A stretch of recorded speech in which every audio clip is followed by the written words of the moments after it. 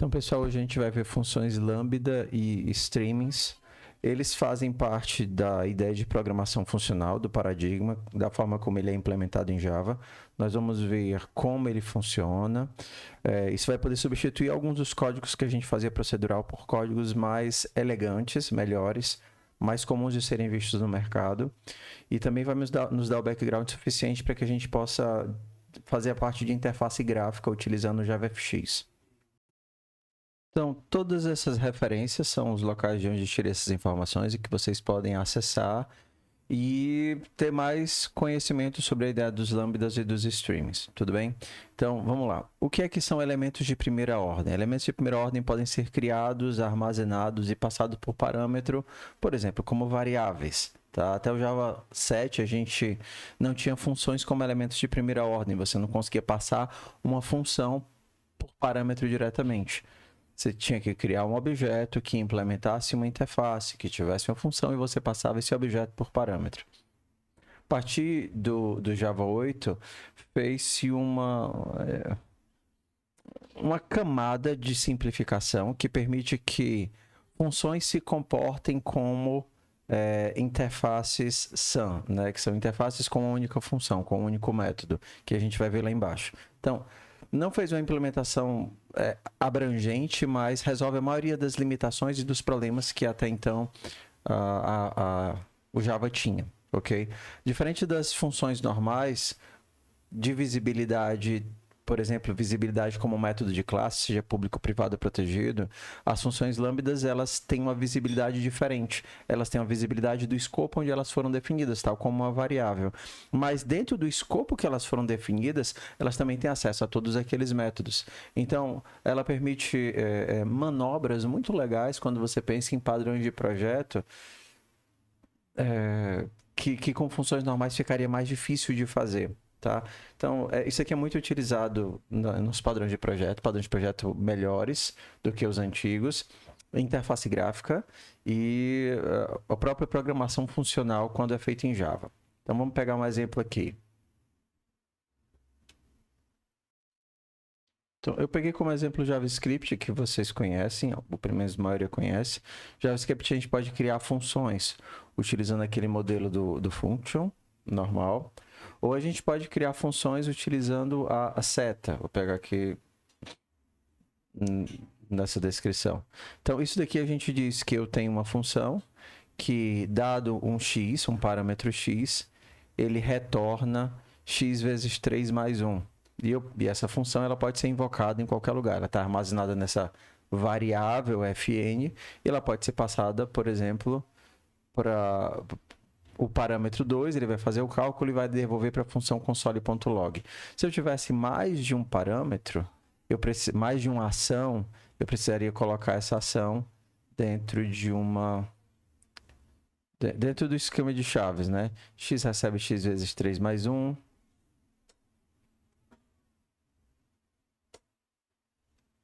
X recebe x vezes 2, retorne x. Então, pronto. Acabei de criar uma função com várias instruções, mas se eu tiver apenas uma instrução, eu posso omitir o return e deixar apenas assim. No Java é parecido, tá? A gente tem aqui a mesma ideia. Ao invés de utilizar essa marcação do JavaScript com o igual e o maior que, a gente tem a seta, a mesma marcação parecida com Python e do C++. A gente tem a seta que implica que isso daqui que você está escrevendo é uma função lambda, tá? Então, isso daqui é o nome da função em Java. É bem estranho o formato da nomenclatura, por exemplo, se você comparar com C++. E na maioria das vezes você não vai precisar colocar nome nas suas funções, porque você normalmente não armazena. Você já cria e passa por parâmetro. O importante é que você está dizendo que você tem um x, e aí você vai fazer uma operação sobre esse x, retornando x vezes 3 mais 1. Mesma ideia do JavaScript. Se você tivesse mais de uma instrução, você botaria dentro de umas chaves e no final você precisaria colocar o return. Com um só, você não precisa fazer isso. A diferença é que, por exemplo, para aplicar a função, se você fosse armazenar e aplicar, você precisaria, por exemplo, de um método apply, coisa que você não precisa quando está utilizando JavaScript ou, por exemplo, Python. Então, aqui a gente vai pegar o mesmo exemplo em 3 linguagens que não apenas implementam funções lambda, mas também parte do paradigma funcional, que são, por exemplo, as ações de filtragem, mapeamento, filter, map, reduce. Por exemplo, eu não coloquei C++ aqui porque o C++ ele não apresenta a linguagem funcional. Tá? Ele apresenta funções lambdas, mas ele não tem, assim, de forma explícita a ideia do filter, map, reduce e alguns outros. Tá? Então, vamos começar aqui no Python. Eu vou pegar esse exemplo aqui no Python. Então, a gente tem a descrição de uma entidade pessoa, a classe pessoa, e nós temos uma lista de pessoas que nós criamos aqui. E eu quero imprimir o nome das pessoas que são menores de idade. Na programação interativa, você poderia criar um vetor de nomes e para cada pessoa no vetor de pessoas, se a idade da pessoa for menor do que 18 anos, você adiciona essa pessoa, adiciona o nome dessa pessoa no vetor de nomes. Então, aqui o que a gente está fazendo é preenchendo o vetor de nomes e no final a gente imprime o vetor de nomes, tá? Então, aqui a gente tem 2 operações que são muito comuns. E aí eu vou aqui para o código para a gente fazer. Então, a primeira é o processo de filtragem. Na filtragem, você pega um vetor e filtra, né? Escolhe, segundo algum critério, os elementos daquele vetor que batem com aquele critério. A gente chama isso aqui, o critério a gente chama de predicado. Então, de acordo com o predicado, o critério, a gente define quais os elementos que ficam ou quais os elementos que não ficam no vetor. Então, nessa operação de filtragem, eu quero os elementos que têm uma idade que é menor do que 18. E depois do processo de filtragem, a gente pode fazer uma operação de mapeamento das pessoas, do vetor de pessoas. Eu quero apenas os nomes. Então, eu estou mapeando de pessoa, objeto pessoa, para nome. Então, no Python, a gente poderia colocar os nomes das nossas entidades utilizando o typing, né? Você que nunca viu. Então, eu digo que pessoas é uma lista de pessoa e nome é uma lista de strings.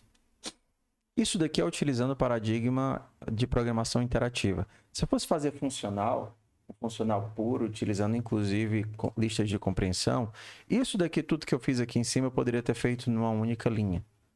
Essa linha ela pode ser lida assim. Para cada pessoa da lista de pessoas, se a idade da pessoa for menor do que 18, eu pego o nome da pessoa. Ou, seguindo a forma, né, sequencial, pegue o nome da pessoa para cada pessoa na lista de pessoas, se a idade da pessoa for menor do que 18. Então, aqui a gente está agrupando 2 ações. Aqui o percorrimento, a filtragem e o mapeamento. E aí, por final, a gente imprime os nomes das pessoas. Então, tá aqui, ó. Nome das pessoas. Se eu quisesse os maiores de 18 anos, tá aqui. Carla e Josué. Perdão, porque esse aqui é o print de cima. Todos os nomes e apenas os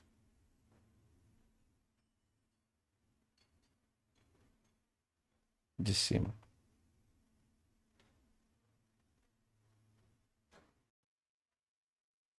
Ok, esse nome é daqui. É do interativo. Então, aqui é para todos os nomes e aqui é apenas para os que são maiores de 18. Então, salvei e executei. Agora, vamos para o JavaScript para a gente pegar o mesmo exemplo. Pessoas, porque o JavaScript é bem parecidozinho com Java.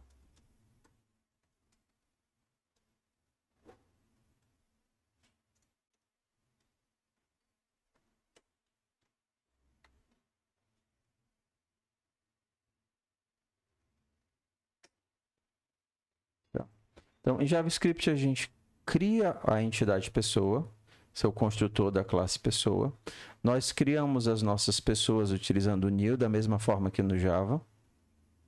Aqui seria a forma interativa. Criei o vetor de nomes, percorri o vetor de nomes utilizando o i, né, interativo para cada índice. Mas a gente tem a opção, que seria a opção funcional. Tá? Então, eu poderia dizer o seguinte, ó, para todas as pessoas, faço uma filtragem. Para cada pessoa dessa filtragem, eu só quero a pessoa se ela tiver uma idade menor do que 18. O filter, ele recebe o que a gente chama de predicado. Ok? Predicado, ele pega um elemento do vetor e vai retornar true ou false. E se ele retorna true, ele permanece na filtragem. Se ele retorna falso, ele não permanece na filtragem. E depois eu aplico um mapeamento. Depois da filtragem, eu tenho um vetor de pessoas, apenas com os que passaram nesse predicado. E agora o meu mapa vai transformar o meu vetor de pessoas em uma outra coisa, que no caso ele vai mapear de pessoa para nome. Então ele vai fazer um mapeamento de pessoa para string. Então nomes agora vai ser uma lista de strings. Primeiro eu filtrei as pessoas que tinham menor do que 18 anos e depois eu transformei esse vetor de pessoas em um vetor de strings.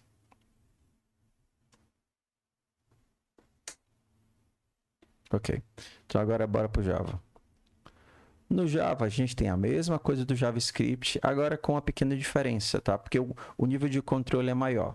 Então a classe é a mesma coisa, criei a classe pessoa da forma como vocês conhecem. Criei uma lista de pessoas utilizando arrays.aslist, que vocês também já conhecem da disciplina, tá? Esse seria o modo interativo de fazer no Java. Primeiro eu crio a lista de nomes, usando o ArrayList, e depois eu percorro as pessoas, verificando quem é menor do que 18 e adicionando o nome da pessoa na minha lista de strings, Só que a gente também tem um método de fluxo de Java, né? O método funcional. Para poder fazer o filter, o map e várias outras ações que a gente vai ver um pouquinho mais na frente, eu primeiro preciso de um fluxo. Eu preciso transformar aquela minha estrutura de dados em um fluxo de dados. Então, tanto list, as interfaces list, quanto mapas, quanto as outras estruturas, elas vão ter um método stream. A gente vai ver que não apenas elas são fontes de fluxos, mas a gente também pode ter outras fontes de fluxos. Dado que eu gerei um fluxo, aí eu posso fazer as operações de filtragem, mapeamento e um finalizador do fluxo, que aqui no Java eu preciso e a gente vai ver com mais clareza mais para frente. Então, aqui eu crio um fluxo, tá certo? E no fluxo eu vou encarrilhar várias ações que eu preciso, tá bom? Que só vão ser executadas quando o fluxo for finalizado. Então eu digo, olha, criei um fluxo a partir de pessoas e eu vou executar uma filtragem. Filtragem precisa, olha que legal, de um predicado. Daqui a pouco a gente vai ver como é que essa função se transforma num predicado. O que importa é que eu vou receber uma pessoa e o meu, lembra, se eu tenho só um parâmetro, eu não preciso, né? Eu vou receber uma pessoa e eu vou verificar, eu vou retornar, eu quero verificar se essa pessoa tem uma idade menor do que 18. Então, essa é a minha filtragem. Mesma coisa para o mapa. Eu vou pegar uma pessoa e eu vou retornar o nome dessa pessoa. E para finalizar, eu digo que o resultado desse fluxo que o mapa me gerou, eu quero transformar em um novo vetor. E aí eu passo aqui o finalizador do collections.toList. Eu passo para o collect um método dizendo como é que o collect vai finalizar o fluxo. Se a gente rodar aqui, a gente tem nosso... Tá, eu acabei nem salvando aqui.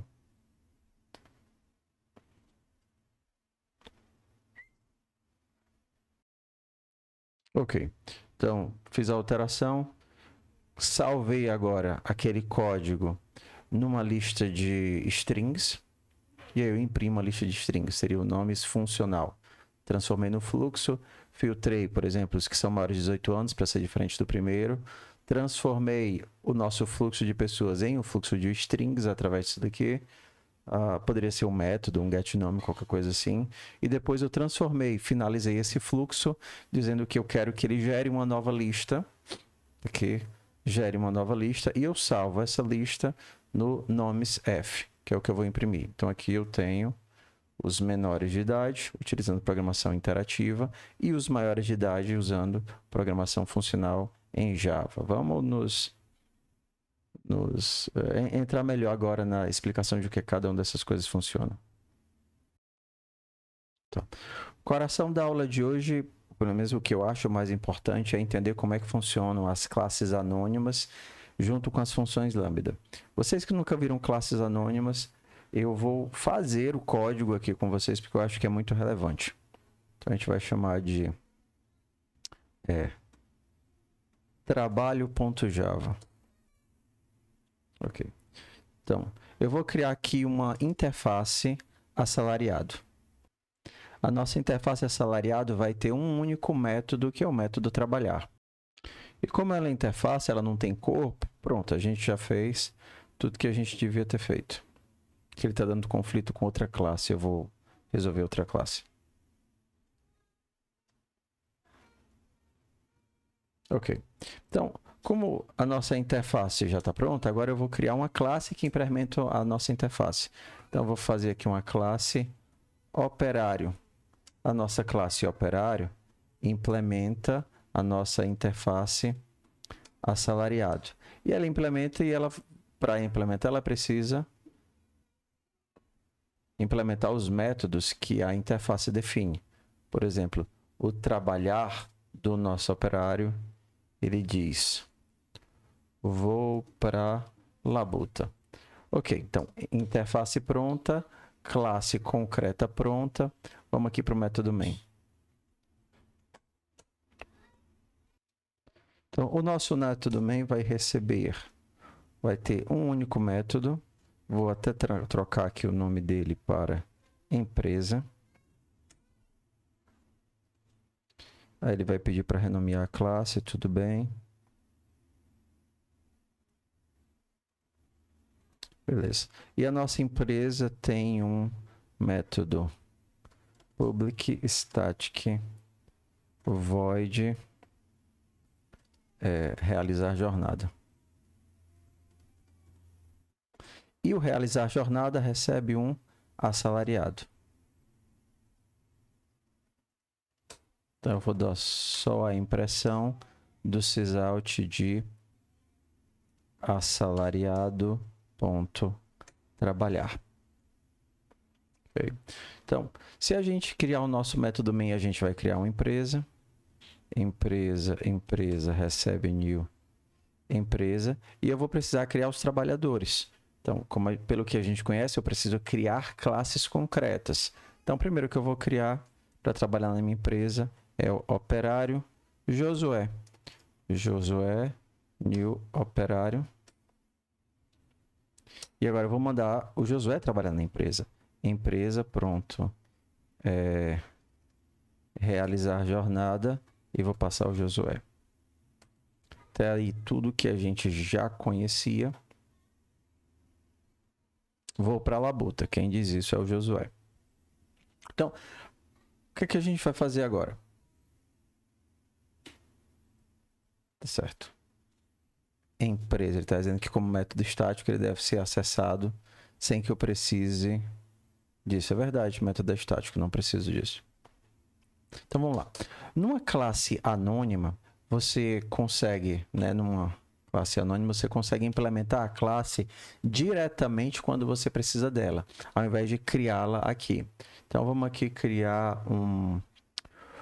Vou fazer o seguinte, vou fazer empresa.realizar jornada e eu vou criar agora um novo assalariado. Se eu tentar criar um novo assalariado bem aqui, olha aqui, assalariado bem aqui, eu já coloquei os parênteses, que seria o do construtor, e já abri as aspas, como se eu quisesse colocar um código aqui dentro. Ele já identifica, ei, existem métodos que estão faltando, porque isso é uma interface. Você, beleza, eu vou implementar os métodos que estão faltando. E aqui dentro, eu posso criar o meu método que está faltando. Então, o trabalhar do meu assalariado vai ser retorne ligeirinho. Trabalhando ligeirinho. Ok? Então, o ligeirinho que eu acabei de criar vai realizar o seu trabalho na empresa. Ó, trabalhando ligeirinho. Eu poderia salvá-lo numa variável, se eu quisesse. Então, eu vou fazer outro aqui, ó. Um assalariado forte. O nosso forte vai ser um novo assalariado. E olha que interessante, quando eu tento criar uma nova interface, ele já me diz, epa, tá faltando métodos. Ok. Então agora o meu trabalhador forte, eu vou implementar no return trabalhando com força. E eu posso passar o forte para minha empresa. Empresa.realizar jornada, o forte. Além de poder inicializar, né, criar uma interface, né, uma interface anônima, diretamente quando eu preciso dela, você viu que eu não tive que criar uma nova classe, colocar os atributos. Eu posso também fazer o processo de herança. Por exemplo, eu vou criar agora um novo operário que estende operário. Então, vou fazer direto na empresa, tá? Empresa.realizar jornada. Só que agora eu vou fazer aqui um novo operário. Novo operário. Não o operário que eu tinha. Ó. E o meu novo operário, eu vou sobrescrever desse operário o trabalhar dele. Então, para a gente ver como a gente tem um processo de herança, eu vou pegar o trabalhar do super.trabalhar, trabalhando de forma nova. Então, esse operário que eu estou criando aqui, ele é um operário, porém ele sobrescreve o método trabalhar do operário, adicionando de forma nova. E aí eu passo isso daqui para minha empresa. Vou para a labuta de forma nova, porque eu estou passando um novo operário. Beleza. Como é que os nossos métodos Lambda encaixam na ideia das interfaces anônimas? Então, quando você tem uma interface que pede um único método para ser implementado, a gente chama isso de SAM. Tá. SAM é Single Abstract Método, é um único método abstrato. Desde que a nossa interface ela tem um único método, eu posso utilizar funções Lambda para implementar aquele método. Então, vamos lá. Eu vou fazer empresa.realizar jornada e eu preciso agora implementar a interface assalariado. Como ele só tem um método, eu vou fazer logo assim, ó. Não recebe nada e gera, como de saída, uma função. Ele precisa de uma interface que implemente um string, e a minha string é trabalhando na Gambi. Beleza? Tá aqui. Tá aqui a implementação da minha interface. Então a gente vê que se for comparar com as outras implementações, essa com certeza daqui é a mais compacta. E a gente pode utilizar ela em vários outros casos. Sum é Simple Abstract Method. Então, eu vou passar para minha empresa agora utilizando funções Lambda na seguinte forma. A minha função única aqui, ela recebe nada e retorna um string. Então, eu vou criar uma função Lambda que não recebe nada e retorna uma string lambda. Ok, está aqui o meu trabalhador, porque no fundo era só uma interface com uma única função. Então, posso criar agora vários trabalhadores que fazem isso. Isso é mais comum do que parece. Eu precisar de uma única função. Por exemplo, quando você faz a ordenação, você criou toda aquela estrutura para passar uma única função, que era a função de comparação entre todos os elementos. Sou um novo trabalhador.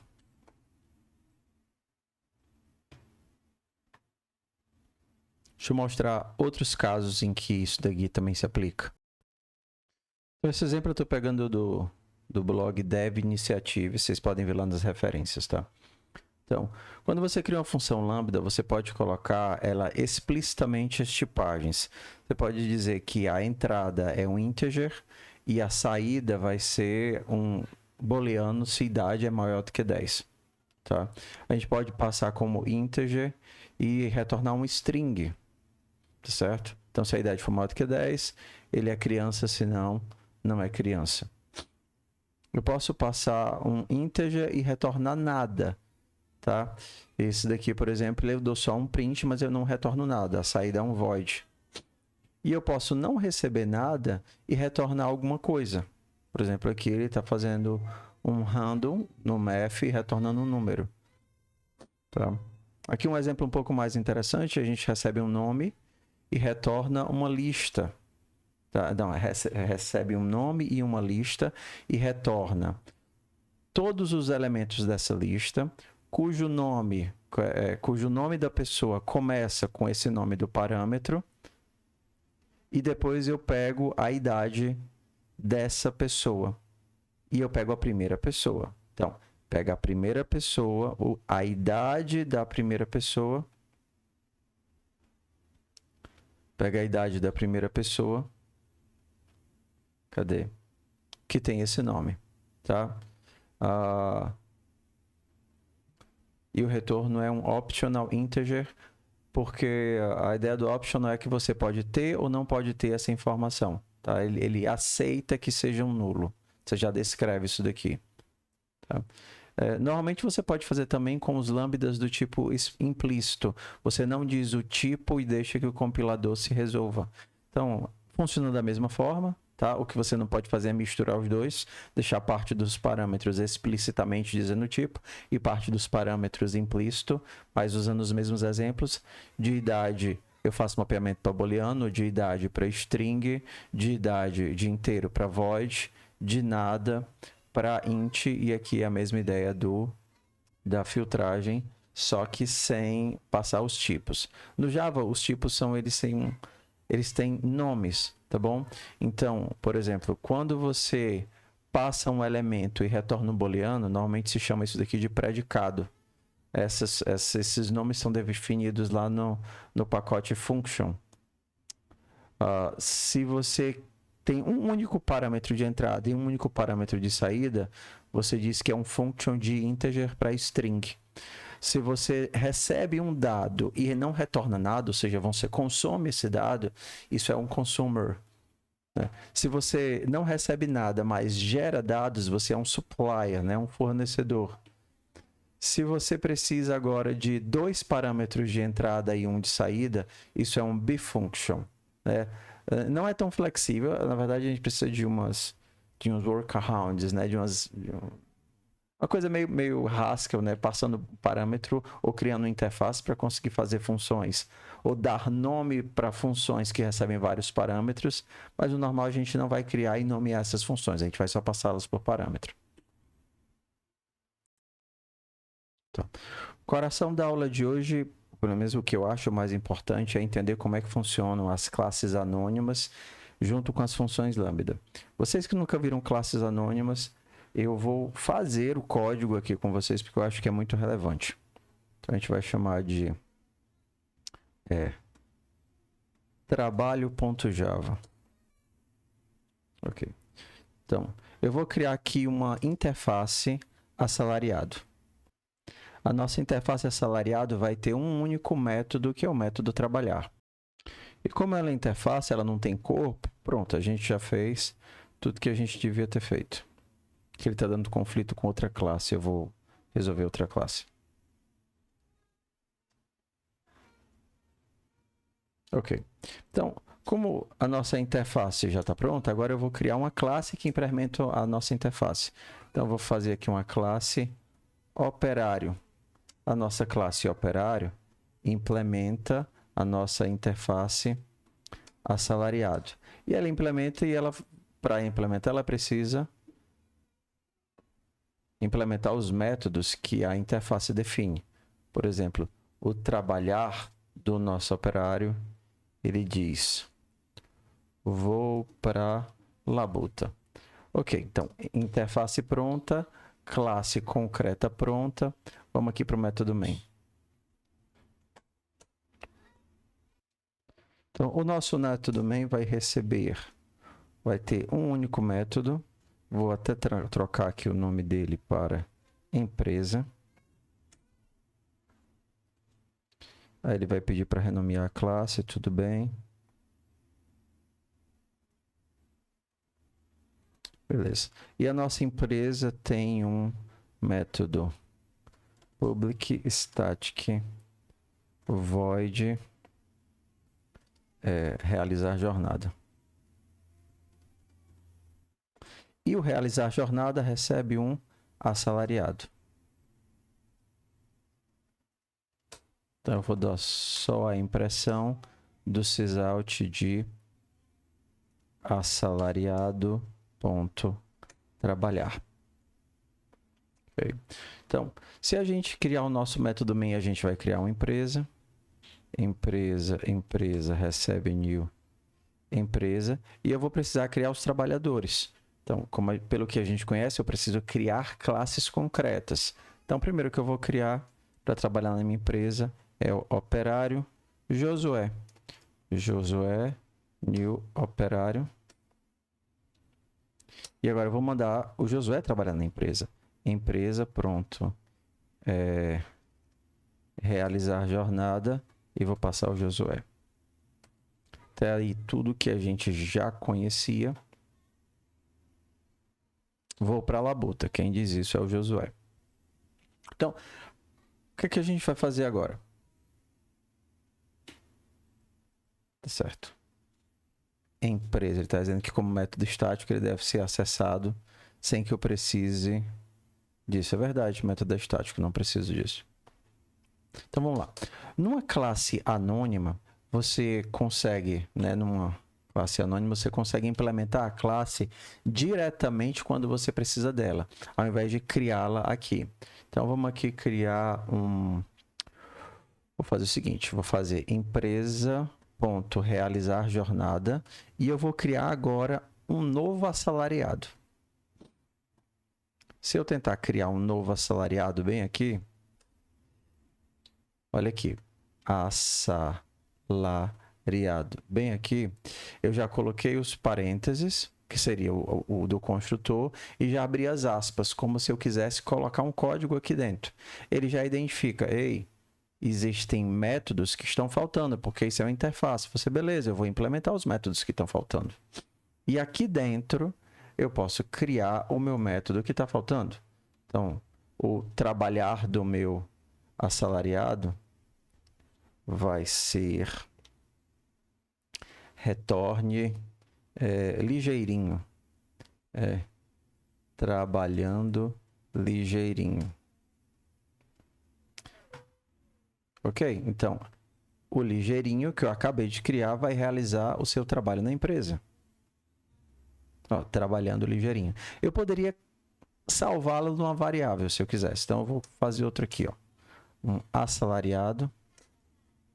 Um assalariado forte. O nosso forte vai ser um novo assalariado. E olha que interessante, quando eu tento criar uma nova interface, ele já me diz, epa, tá faltando métodos. Ok. Então agora o meu trabalhador forte, eu vou implementar no return trabalhando com força. E eu posso passar o forte para minha empresa. Empresa.realizar jornada, o forte. Além de poder inicializar, criar uma interface, uma interface anônima, diretamente quando eu preciso dela, você viu que eu não tive que criar uma nova classe, colocar os atributos, eu posso também fazer o processo de herança. Por exemplo, eu vou criar agora um novo operário que estende operário. Então, vou fazer direto na empresa, tá? Empresa.realizar jornada, só que agora eu vou fazer aqui um novo operário. Novo operário, não o operário que eu tinha, ó. E o meu novo operário, eu vou sobrescrever desse operário o trabalhar dele. Então, para a gente ver como a gente tem um processo de herança, eu vou pegar o trabalhar do super.trabalhar, trabalhando de forma nova. Então, esse operário que eu estou criando aqui, ele é um operário, porém ele sobrescreve o método trabalhar do operário, adicionando de forma nova. E aí eu passo isso daqui para minha empresa. Vou para a labuta de forma nova, porque eu estou passando um novo operário. Beleza. Como é que os nossos métodos Lambda encaixam na ideia das interfaces anônimas? Então, quando você tem uma interface que pede um único método para ser implementado, a gente chama isso de SAM. Tá. SAM é Simple Abstract Method. Então, eu vou passar para minha empresa agora utilizando funções Lambda na seguinte forma. A minha função única aqui, ela recebe nada e retorna um string. Então, eu vou criar uma função Lambda que não recebe nada e retorna uma string. Lambda. Ok, está aqui o meu trabalhador, porque no fundo era só uma interface com uma única função. Então, posso criar agora vários trabalhadores que fazem isso. Isso é mais comum do que parece. Eu precisar de uma única função. Por exemplo, quando você faz a ordenação, você criou toda aquela estrutura para passar uma única função, que era a função de comparação entre todos os elementos. Sou um novo trabalhador.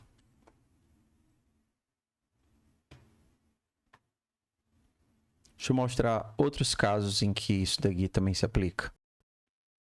Então, vamos aqui para os exemplos da função Lambda.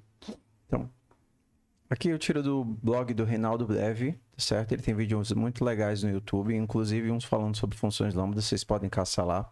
Que eu tenho uma lista de inteiros, ele transforma essa lista num fluxo e ele começa a dar comandos para esse fluxo. Primeiro, ele limita a quantidade de elementos que ele vai tirar do fluxo a 7 elementos. Isso aqui, em programação funcional, são operações do tipo lazy. Por exemplo, se eu tenho um fluxo infinito, eu posso dizer que eu só quero os primeiros 7 elementos desse fluxo infinito.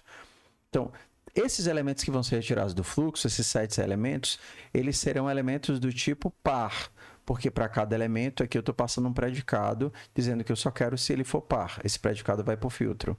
Depois eu vou transformar o meu elemento, que é um inteiro, em um elemento vezes 2. Então, eu estou pegando o dobro desse elemento par e, por último, eu dou um comando de finalização do filtro. Lá em cima a gente utilizou um collect para transformar o meu streaming em uma lista. Aqui eu não quero, eu quero pegar cada elemento desses e passar nessa função for each. For each vai fazer com que o system.out.println atue sobre cada elemento desse fluxo, não desse filtro. E aí eu tenho o resultado impresso, tá? Isso daqui que você está vendo, por baixo dos panos, o Java vai transformar cada uma dessas funções Lambda em uma interface. E aí vai ficar mais ou menos assim, ó. Eu tenho a minha lista, o comando do fluxo é um comando de fluxo, mas não tem o que fazer, mas o teu filter que você passa como Lambda, o Java vai transformar num predicado, como nós escrevemos lá em cima. Porque essa função teste é a função da interface predicado. O teu map, o Java vai transformar numa function, certo? Que vai fazer uma transformação do tipo apply no teu inteiro. E o teu for each vai invocar um consumer, que vai receber um inteiro e não vai gerar nada, ou seja, vai fazer uma impressão, né? Ou então algum tipo de ação que não gera retorno. Isso daqui é o que o Java faz quando você passa as tuas funções Lambda para as tuas interfaces SAM. Para a gente finalizar, vamos ver alguns outros tipos de finalizador de streamings, né? Aqui a gente tem que vários elementos eles podem gerar um fluxo, um streaming, e quando ele recebe o comando de finalizar é que ele executa a streaming e te dá o teu resultado. Por exemplo, eu quero fazer a soma de várias transações, dado um vetor de transações, transforma esse vetor de transações em um fluxo, eu vou pegar apenas as transações cujo o comprador é da cidade de Londres, certo? Se eu tiver 1 milhão de transações e eu tivesse aqui um limits, eu só pegaria as primeiras 5, eu não processaria logo todos os 1 milhão de transações. Depois de pegar essas pessoas que são de Londres, eu vou pegar dessas transações o preço delas, utilizando a função getPrice das transações. E depois que eu fizer isso, eu digo que...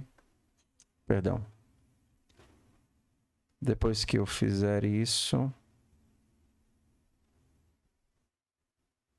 eu digo que eu quero somar todas elas. Então, quando ele recebe o comando soma, ele executa as ações. Filtra as transações, pega o preço e executa a soma. Então, por exemplo, outro. Converter as palavras para maiúsculo. Então, dado uma lista de palavras, eu vou invocar a função toUppercase para todas as palavras, porque a função toUppercase vem de string, seria equivalente a fazer dado string, retorne string.toUppercase, e depois eu transformo isso daqui numa lista de novo. Então eu recebo palavras e retorno uma lista de todas as palavras, só que agora em maiúsculo. Se eu quisesse palavras com determinado tamanho, palavras com tamanho par na lista. Tá, corrigir rapidinho. Então, dado uma lista de palavras, eu quero apenas as palavras cujo tamanho da palavra módulo 2 é igual a 0, e depois eu transformo elas em lista de novo. Contar quantas linhas eu tenho no arquivo, dado um buffer, eu transformo ele em linhas utilizando a função lines, e eu finalizo com count, contando quantos elementos eu tenho naquele fluxo. Juntar as linhas 3 e 4 em uma única string. O fluxo tem funções como skip, que permite que eu pule elementos, e limit, que eu pegue tantos elementos. Então, eu pulo os 2 primeiros e pego os 2 próximos. Tá? Acho que eu pulei uma coisa, tá? Então, quando eu tenho um buffer ou um arquivo, eu tenho como gerar o meu fluxo não através do string. O string a gente faz com a lista, mas de um buffer a gente faz através do lines. Então, o lines vai te gerar um streaming de linhas, e aí, através desse streaming de linhas, você pode fazer operações. Por exemplo, aqui eu estou convertendo o meu streaming de linhas para um streaming de inteiros, com map to int. Desse fluxo eu quero o maior elemento, e aí eu finalizo o maior elemento, eu finalizo o meu fluxo com o comando getAsInt, transformando isso daqui em um inteiro. Pois era isso, pessoal. Então a gente acabou vendo sobre fluxos, streamings, e no mais vocês testam, pesquisam na internet e se divertem, ok? Um abraço.